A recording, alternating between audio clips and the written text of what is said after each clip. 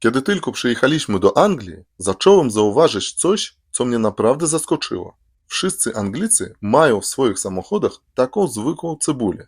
I nieważne, czy to bardzo drogi samochód, jakiś Porsche, luksusowy Mercedes, czy tanie stare auto, w każdym samochodzie zawsze leży zwykła cebula.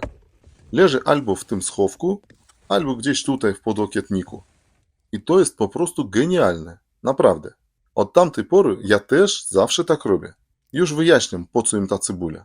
Jak wszyscy wiemy, w Anglii przez ciągłą wilgoć i częste deszcze, szczególnie jesienią i wiosną, no i zimą i latem też, szyby w samochodzie bardzo często parują.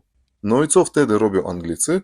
Po prostu wyjmują cebulę i kładą ją przy szybie w taki sposób.